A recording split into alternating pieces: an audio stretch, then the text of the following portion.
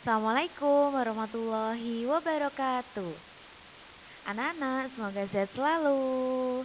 Anak-anak, pekan kemarin kita sudah belajar tentang penyesuaian diri hewan. Untuk kesempatan kali ini, kita akan belajar tentang penyesuaian diri pada tumbuhan. Sehingga nantinya kita dapat menganalisis cara makhluk hidup menyesuaikan diri dengan lingkungannya, khususnya tumbuhan. Silahkan disimak baik-baik.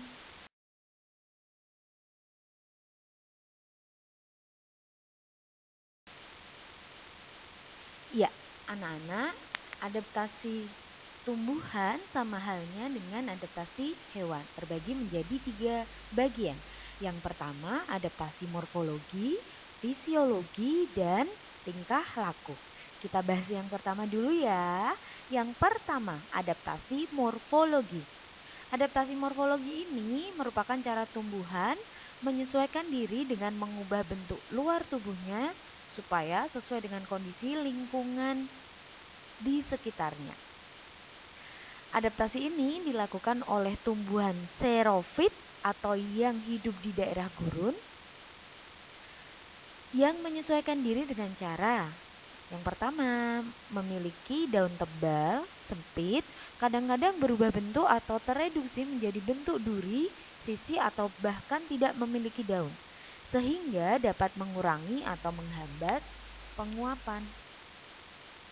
Ciri yang kedua adalah seluruh permukaan tubuhnya termasuk bagian daun tertutup oleh lapisan kutikula atau lapisan lilin yang berfungsi untuk mencegah terjadinya penguapan air yang terlalu besar. Yang ketiga, batangnya tebal, memiliki jaringan spons yang fungsinya untuk menyimpan air, serta memiliki akar yang sangat panjang dan tersebar luas sehingga jangkauan akarnya dapat mencari zat makanan yang sangat luas. Contoh tanaman xerofit ini adalah kaktus, pohon kurma, dan lili gurun.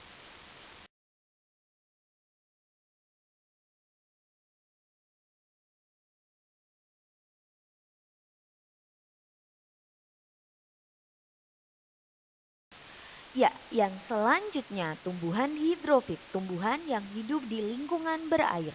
Tumbuhan hidrofit ada beberapa jenis. Yang pertama, tumbuhan hidrofit, tumbuhan yang mengapung di air, memiliki rongga antar sel yang berisi udara untuk memudahkan mengapung di air. Daunnya lebar dan tangkai daun menggembung berisi udara. Contohnya eceng gondok dan kiambang. Tumbuhan hidrofit yang kedua ialah tumbuhan air yang terendam di dalam air, memiliki dinding sel yang kuat dan tebal untuk mengurangi osmosis ke dalam sel.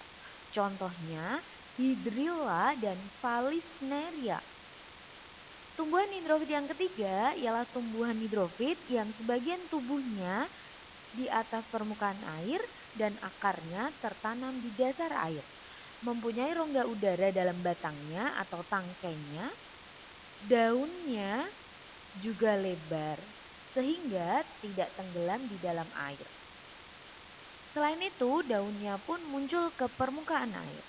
Contohnya teratai dan kangkung. Yang keempat, tumbuhan hidrofit yang hidup di daerah pasang surut akan mempunyai perakaran yang lebat dan kuat sehingga tidak roboh bila terkena ombak. Contohnya tumbuhan bakau.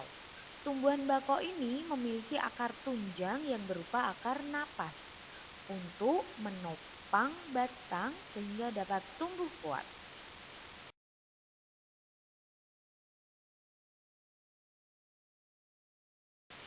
Yang ketiga, tumbuhan higrofit. Tumbuhan higrofit ini memiliki daun yang tipis dan lebar.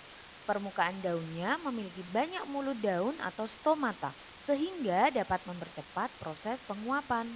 Contohnya tanaman paku, lumut, dan kemuting.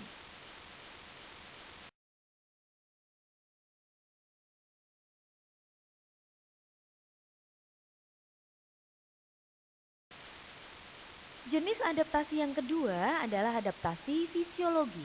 Adaptasi fisiologi merupakan bentuk penyesuaian makhluk hidup terhadap kondisi lingkungannya melalui perubahan bentuk dan fungsi organ tubuh bagian dalam. Contoh adaptasi fisiologi pada tumbuhan yakni yang pertama adalah bunga yang memiliki aroma khusus yang dapat menarik perhatian serangga agar hinggap dan membantu proses penyerbukan. Contohnya bunga bangkai, bunga Rafflesia arnoldii. Yang kedua adalah jenis tumbuhan tertentu seperti sema azela.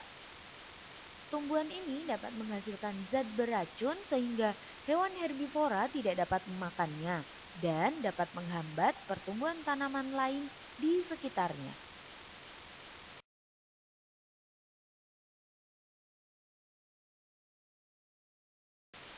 Jenis adaptasi yang terakhir yaitu adaptasi tingkah laku. Ya, anak-anak, untuk adaptasi tingkah laku ini merupakan cara penyesuaian makhluk hidup terhadap lingkungannya melalui tingkah laku. Contohnya yang pertama adalah meranggasnya tumbuhan atau menggugurkannya. Tumbuhan jati, mahoni, kedondong, dan yang lainnya pada musim kemarau atau pada masa-masa tertentu. Hal itu dilakukan oleh pohon-pohon tersebut dengan tujuan untuk mengurangi penguapan.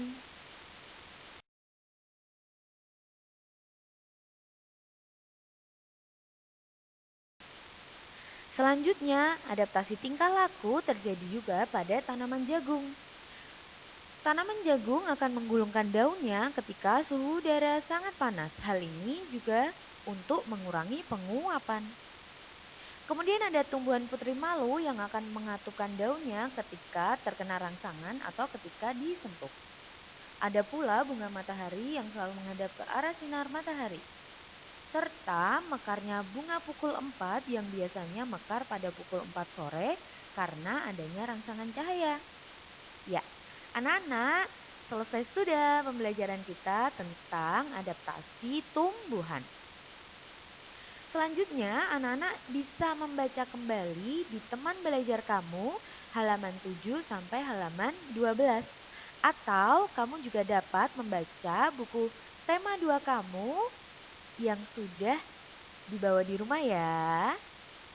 Oke, sampai ketemu di kesempatan berikutnya. Tetap sehat selalu, jaga lisan, jaga perbuatan, dan jaga ibadahnya.